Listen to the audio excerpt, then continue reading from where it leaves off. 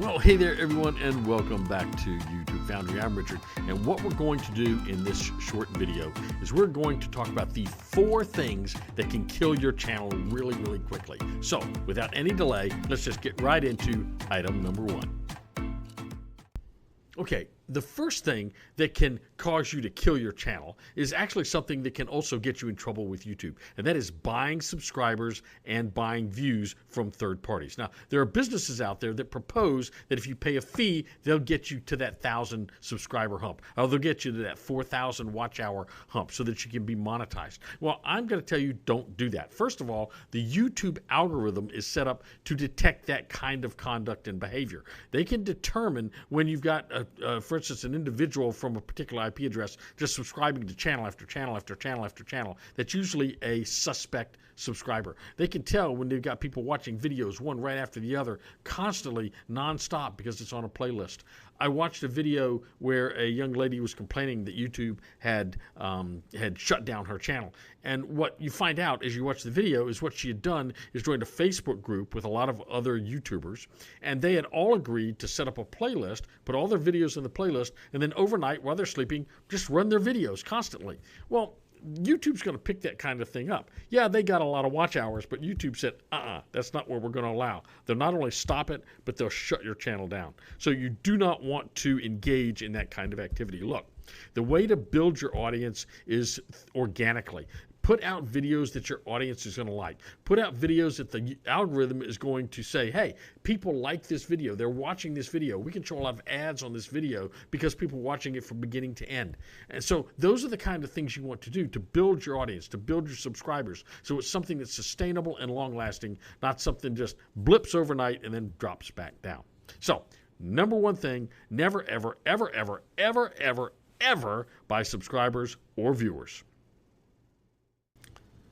Okay, the second big thing you can do that's going to kill your channel is to not know your target audience.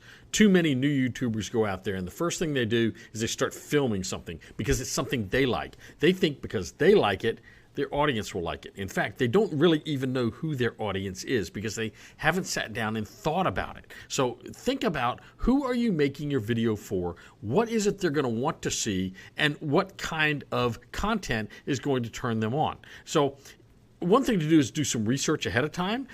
Search out people or channels like yours, see what their videos are like, see what they're doing, see who their target audience is, and then try to imitate that. Now, not replicate it, but do some of the things that they do. Learn from them, benchmark from them. So, for example, I looked at my analytics, and one of the things I saw on my Cowboy Survival channel is that my major demographic audience is about 40 to 65-year-old men. I have only about 10 or 12% females watching my channel, and I have probably only about 10 to 15% people under the age of 40 watching my channel. Okay, that's a big deal, and that tells me that I've got a particular audience that I need to make those videos for. I need to be authentic. I need to be knowledgeable. I need to relate to them and to tell them stories like they are used to. I need to have similar experiences, talk about similar experiences that they have had in their life. There's going to be things, if I'm trying to reach a 20-year-old, there's going to be experiences in my life that mean absolutely nothing to them. But to my target audience, those experiences would mean a lot. For instance, there's some videos where I talk about my experience as a Boy Scout back in the 70s. Well, for people my age, that has relevance. For people who are 25 years old, that has no relevance whatsoever. So I'm making my videos for my target audience, and that's what you should do. Think about who your audience is. Make sure your video is going to address the kind of video they want to see. It's going to use the kind of language they want, and it's going to use the kind of references that they're used to. If you do that, you're going to have a much better shot with your videos. Let's go to item number 3. Okay, well, let's talk about item number 3, and that is unreasonable expectations and quitting too early. So oftentimes people will get excited. They'll say, I'm going to start a YouTube channel. They go through the process. They start the channel. They post a few videos, and they just lie there. They don't do well. And they get frustrated, and they quit because they thought they were going to be an instant internet star, right? Well, look, this is a process. It's like any other business. You're going to have to learn your craft before you can get good at enough at it to actually make a lot of money. It's not unusual for people to go into business, and it take 2 or 3 failed businesses before they get one that's successful. It's the same thing on YouTube. You start out posting videos, and the first videos honestly probably aren't going to be very good. Okay, I know my first videos were awful, and I've actually deleted some of them and redone them now that I've gotten better at doing the videos. But the first videos were terrible. Now, but that was the beginning of learning the craft of doing a YouTube video. As I did more videos, I learned more skills. I got better at what I did. I understood better what worked, what didn't work. I started to look at what kind of quality I wanted out of the videos, what kind of sound quality I wanted. I got a little bit better equipment. I started off just doing it on the iPhone, and I found out that for me, because of the type of videos I did, I needed a better quality camera, and I also needed a portable microphone that I could put on my body so that I could pick up better sound, because the sound on my phone just wasn't great when I was 15, 20 feet away. So as I experimented, I got much, much better with the whole videography process, okay? And I got better videos. So it took me a couple years before I got my Cowboy Survival channel to be monetized. It was clubbing along. I was just going along. I was getting, 400 views, 500 views. Maybe once in a while I'd get one with 1,000. I was gradually adding, 10 subscribers a week. I got up to about 400 or 500, and then all of a sudden, in August of 2024, I posted a video, and it took off like a rocket. It was my first one to do so. It was up over 100,000 views in 2 weeks. It was absolutely unbelievable. I was stunned. I was watching the numbers just go up and go up and go up and go up, really hour by hour, and it was exciting to watch. And within that 2-week period, I gained enough subscribers to get to 1,000, and I gained enough watch hours to get well over 4,000. So I was able to monetize at the end of that 2-week period. It was really exciting, but it took me a long time to get there. I've seen other people who took 2 or 3 years to get there. Now, are there people who get to monetization within a month? Yeah, there are. And they do a video and say, I got to monetized in 30 days. Okay, that's great, but they got lucky, okay? Most of us start off small. We have to learn the craft. We have to get better and better at what we do. We have to learn, we have to learn how to do things like thumbnails, and have to learn titles, have to learn about SEO. We have to learn about timing of release of our videos. We learn the difference between a longer video and a shorter video. We just learn a lot of these things, and we get better at them, right? So you have to learn how to use a video editor. That's a tough thing. I remember my very first videos, I tried to do them all in one take. That just didn't work really well. And so as I got better, I did videos in short takes, and I learned how to edit them together into a nice, seamless kind of long video. And it really works well for me. Am I getting rich on this? No. But am I making money? Yeah, I am.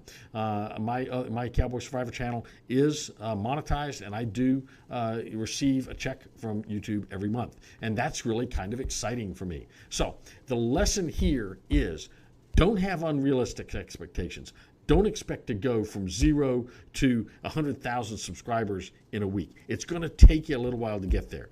And don't quit.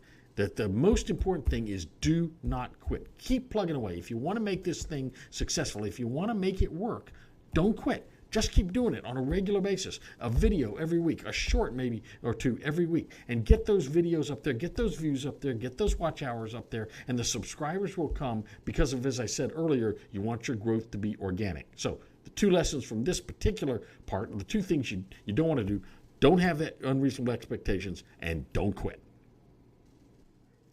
Okay, let's talk about item number 4. And item number 4 is bad packaging. That's the way I've heard a lot of people refer to it. But bad packaging basically has 3 components to it. You have bad thumbnails, bad titles, and bad content. Okay, that's basically your content. Let's understand this: that if you can't get past the thumbnail and the title, people are never going to watch your content. The thumbnail and the title is the thing that's going to get people to click on your video. However, I think that doing the thumbnail and the title is probably the most difficult part of what we do when we post videos on YouTube. Talking about our favorite topic, demonstrating stuff that we know how to do, or products that we've looked at, that's easy. We can talk about this stuff. Most people on YouTube can talk all day long. My grandmother used to tell me I'd argue with a fence post. I like to talk to people. She used to say, get a job making a living where you get to talk to people. Well, she thought I was going to be a lawyer and ended up being a college professor. But the bottom line is, you've got to get people to click on that video before they'll even look at your content. Now, I'm going to do another video where we really dive into the thumbnail and the title issues. We're going to talk about the tool that's on YouTube right now, which is the thumbnail testing tool. There's a brand new one getting ready to come out that is an A/B title testing tool. So you can test 3 different thumbnails and 3 different titles all at the same time. That's amazing. And it's going to come out. It's not out yet for most of us. It's only a few people have got it right now. But I'm hoping that it's going to be out certainly by maybe Thanksgiving or the end of the year, released to everybody. And that'll be really, really cool. And when it comes out, I'll do a video and we'll talk about that. But you've got to pay attention to your thumbnails. Now, a lot of people will recommend do your thumbnail before you even start your video. Well, I don't know if you have to actually do the thumbnail, but you have to think about that thumbnail. What's that thumbnail going to look like? What's the message that you're going to put in the heading of that thumbnail, in the print that's on that thumbnail? Now, when I talk about title, I'm not talking about the title that's on the thumbnail. I'm talking about the title of the video itself, okay? Because the title of the video itself is what the algorithm is going to key on. But you can have some words on that thumbnail that are different than what's in the title to the video. But that thumbnail has got to have a captivating image. It's got to grab people's eye. It needs to be colorful. It needs to be bright. It needs to have bright words. One recommendation that I had was have red words with a white border. That seems to have worked well for me. Another thing I've done is images. You've got to take really good, sharp images. In my case, about 50% of my viewers are watching my cowboy survival videos on their television sets, which means my thumbnails are really, really big. So I've got to make sure to do very high quality photos and pictures in those thumbnails so that they'll show up nicely on the TV set. So when they're scrolling and they see my thumbnail, boom, it jumps out at them, right? Now, the next thing you're going to do is you're going to have a good title. That title's going to have to grab them. You're going to have to use good keywords. You're going to have to practice your SEO a lot, I think, when you get people to click. So the thumbnail captures their attention. The title is what gets them to click, right? So the first step is making a good, eye-catching thumbnail that tells you something about the video, but not everything. The second part is having a good title that captures some action words. I've got a video where I talk about optimizing your title, and it's interesting how if you look at the vidIQ title scoring tool, you add an exclamation point to the end of a statement, and suddenly you go from 96 to 100 on your video score. It adds points just by making it exciting, having action to it, making it seem like a call to action. When you do that, or make it sound something intriguing, when you do that, people are going to click on that title to see what this video is about. And then when you get to the content, the most important part of your content is going to be your first 30 seconds. You have to get to the point where people will watch those first 30 seconds and say, oh, this looks interesting. I think I'll watch the rest of it. Now, it's not just enough for people to watch half your videos. You really want them to watch your entire video, right? For beginning to end. The algorithm loves that. I'm not there yet. I can get people to watch 50%, 60% of some of my videos. Some of my videos they watch 25, 30% of. I have not had a lot of success having a video that most of the people are watching all of the video. That's really hard to do, and I know it's hard to do. I'm not suggesting everybody do it, but that's your goal, right? You got to set your target high. Remember the old saying, he who aims at nothing invariably hits it. Set a high goal for yourself, and your high goal should be a thumbnail that grabs their attention, a title that gets them to click, and the first 30 seconds of your video that makes them say, I want to watch the rest of this thing. If you do that, you're going to have much better videos. But people who don't pay attention to the packaging are going to see their YouTube channel fade real fast. Now, before you close this video, I've got one bonus item we're going to talk about in just a second. Okay, so while I was doing the rest of the video, I actually thought of a 5th way you can kill your channel. So we'll call this a bonus method, right? The bonus way to kill your channel is what we're going to talk about here. So the bonus way, or the 5th way you can kill your channel, is by ignoring the comments section in your videos. So as you post videos, viewers are going to comment. They have the opportunity to comment about your video. Some are going to be positive, some are going to be negative. Now you want to have your viewers give a thumbs up. You want them to like your video. You don't want them to dislike it, but some of them will. But you want them to like your video. And if you get a lot of likes, the algorithm likes that. You get a lot of comments, the algorithm likes that. But the third leg of this engagement piece is where you are responding back to those comments and to those likes. So when somebody makes a comment, first thing you want to do is you want to read all the comments that come in on your videos. Second thing I would do is I'd go in and I would like. I tend to like all of the comments. Now, if there's one that's particularly nasty, I don't generally like it, but at least I read it, right? And we'll talk about those in a minute. I don't delete comments. Now, unless a comment is vulgar or a comment is inappropriate, in those cases, or a comment is really angry or I've never had an angry or threatening comment, but I've had some vulgar comments, and I have some comments that I thought were kind of inappropriate. So I will delete those. But generally speaking, positive or negative, I'm going to keep all the comments in the comment section. Now, as I said, I read them, I like all of them, and many of them I actually respond to. So what I'll do is I'll actually open that up, I'll give a response back to the person. And now, YouTube will give you some optional responses, some sort of automatic responses you can give.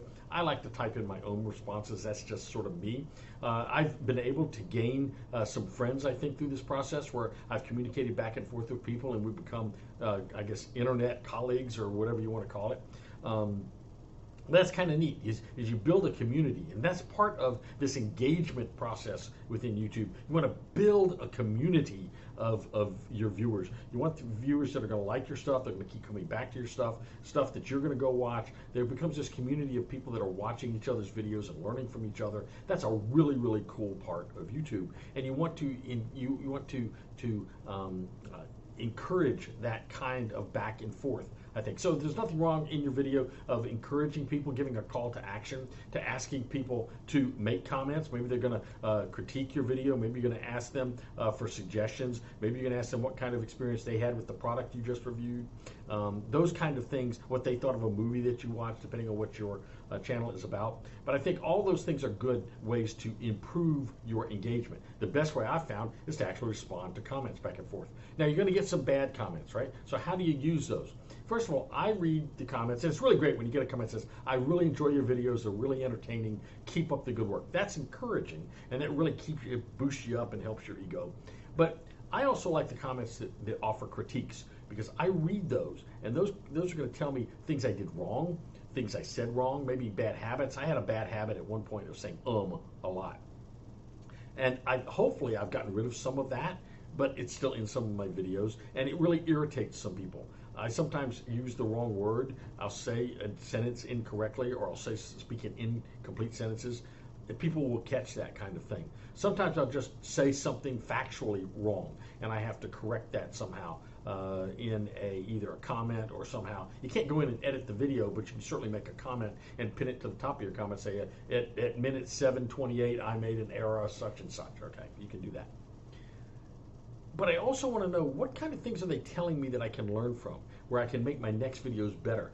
These critics, while they think they're pointing out errors, you can actually use that as a tool to make your videos better in the future. And I think that ought to be a goal of all of us. So keep those comments, read the good ones, read the bad ones, and from those negative comments, find out what it is they're critiquing so that you can fix it in your next video and make a better video going forward.